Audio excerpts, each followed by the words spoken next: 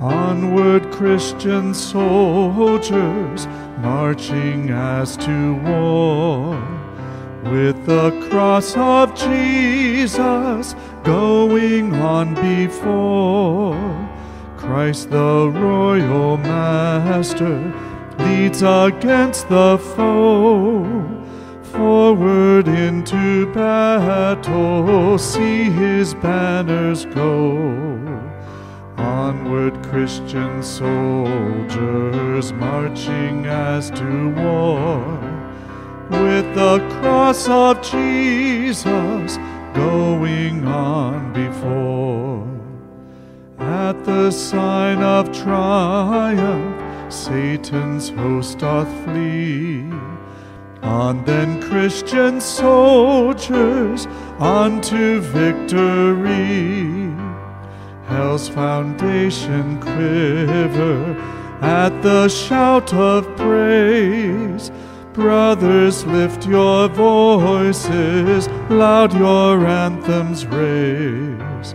Onward, Christian soldiers, marching as to war, with the cross of Jesus going on before.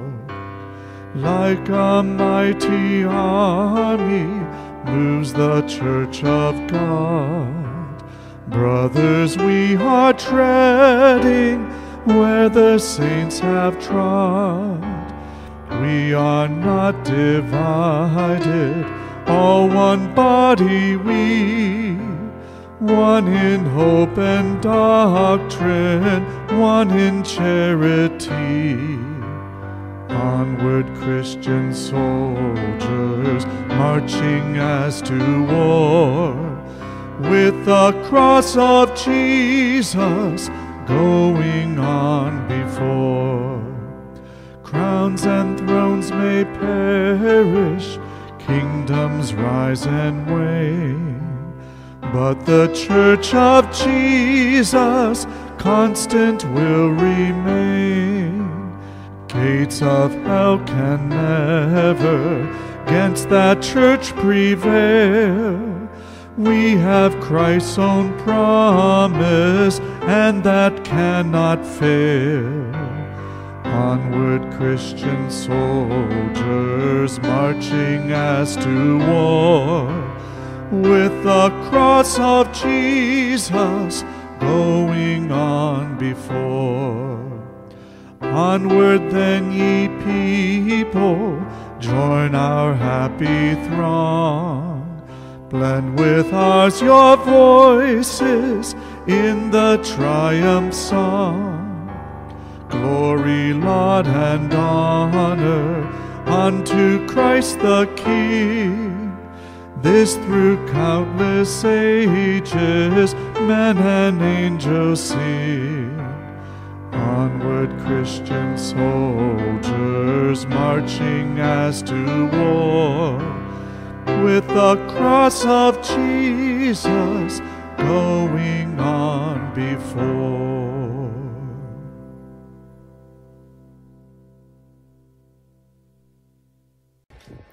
Isang mapagpalang umaga po sa ating lahat. Kahit nasan man po tayo, maraming salamat po sa pakikinig sa ating prayer covenant ngayong araw na ito. At bago tayo magsimula, samahan niyo po ako sa isang maikling panalangin. Heavenly Father, maraming salamat po sa panibagong araw, panibagong lakas na Panginoon na binigay niyo sa bawat isa na nakikinig, Panginoon, sa mga oras na ito. Maraming salamat po sa gabay, Panginoon, sa provision, sa buhay ng bawat isa. Dalangin ko, Panginoon, na sa aming prayer covenant ngayong araw na ito ay patuloy mo kaming i-bless at muling yung katukin ng aming puso't isipan upang manatili ang anumang mensahe na gusto mong ibigay sa amin, Panginoon. Maraming salamat po. Ito ang aming samot panalangin sa pangalan ni Jesus. Amen. Ayan. So, ang ating pong context para sa araw na ito ay matatagpuan sa Psalm chapter 9 verses 9 to 20 na ganito po ang sinasabi. The poor can run to you because you are a fortress in times of trouble. everyone who honors your name can trust you because you are faithful to all who depend on you. You rule from Zion, Lord. We sing about you to let the nations know everything you have done. You did not forget to punish the guilty or listen to the cries of those in need. Please have mercy, Lord. My enemies mistreat me. Keep me from the gates that lead to death, and I will sing about you at the gate to Zion. I will be happy there because you rescued me. Our Lord, the nations fell into their own pits, and their feet were caught in their own traps. You showed that what you are like, and you made certain that justice is done. But evil people are trapped by their own evil deeds. The wicked will go down to the world of the dead to be with those nations that forgot about you. The poor and the homeless won't always be forgotten and without hope. Do something, Lord. Don't let the nations win. Make them stand trial in your court of law.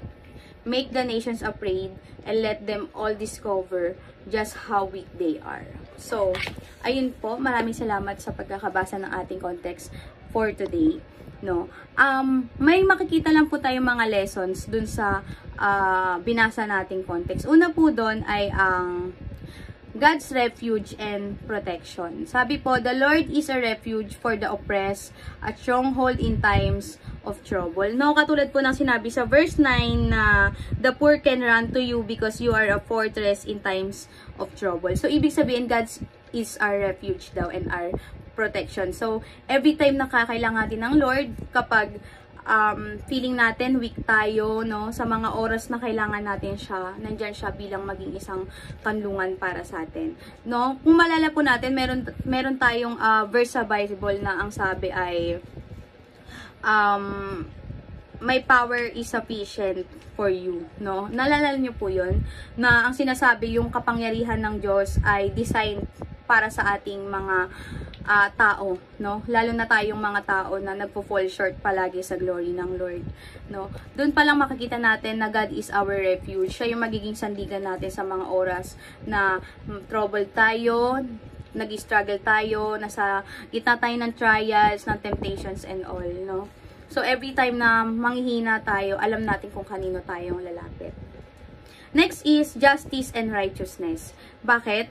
He judges the world with righteousness. He judged the people with equity. So, ibig sabihin, hindi porket kanlungan natin siya at sandigan, no?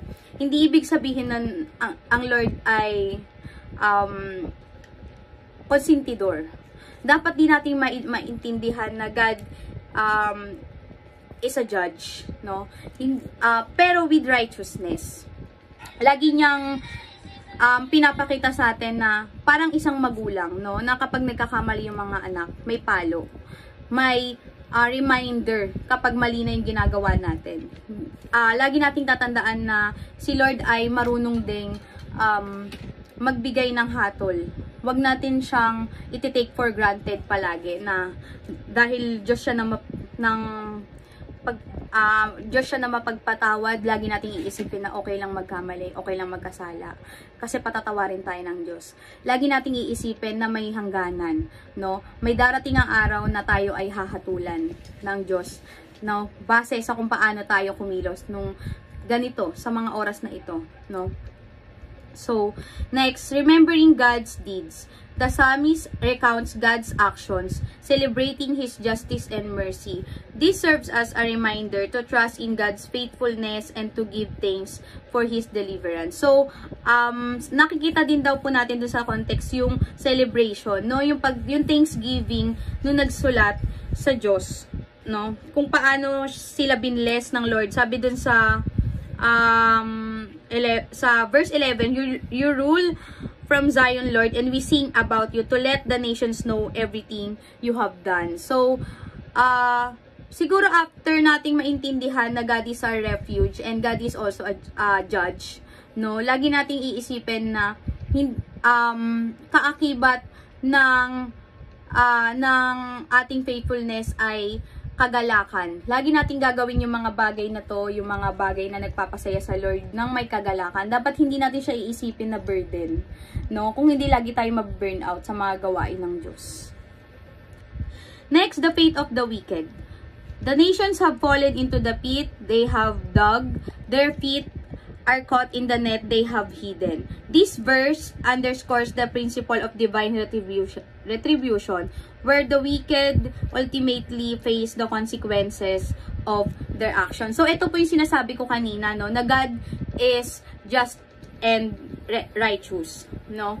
Hindi lang siya basta-basta nagpapatawad. May darating yung point na hahatulan niya na yung mga tao because of their actions, no? May consequences po ang bawat action ng or ang mga choices na ginagawa natin sa buhay. Pwedeng yung mga decisions, no? Yung mga actions na patuloy nating ginagawa, lagi nating iisipin na kung ito ba ay nakakagalak sa Diyos or just ito ay gawain na magpapalagay sa atin sa kumunoy. So, yun po. Next is call to praise and thanksgiving. The psalm concludes with a call to praise God for His justice and for answering prayers. It encourages believers to lift their voices in thanksgiving and proclaim God's deeds among the nations. So, sinasabi po dito na after ng lahat ng ginawa ng Lord, lagi nating i-remind yung sarili natin na magbigay ng thanksgiving sa Lord and magbigay ng papuri, no? Isa yun sa mga bagay na laging gustong-gusto ng Lord na magmula sa atin, no? Yung buong puso, yung bukal na pagbibigay ng thanksgiving and pagpipraise sa Kanya. And ayun po. So, overall, sa buong context, no, sinasabi lang na trust in God's protection, assurance in His justice, remembrance of His deeds, and a call to praise Him for His faithfulness. It serves as a source of encouragement and hope for those facing trials and as a reminder of God's sovereignty over all nations and people. So, lagi pong nire-remind sa atin na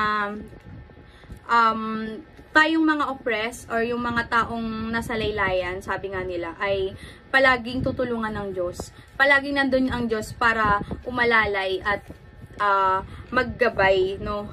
At hatulan yung mga taong nagiging dahilan ng ating oppression, ng ating mga struggles. Lagi po nating tatandaan na alam natin kung kanino tayo magsusumbong, no? At si Lord lang ang bahalang gumante para sa atin. So, yun lang po yung sinasabi ng ating context for today. So, I hope and I pray po na may natutunan tayo sa ating context for today. And kung nasaan man tayo ngayong oras na ito, dalangin ko ang kapayapaan at ang pag-iingat ng Lord sa bawat isa. Yun lamang po.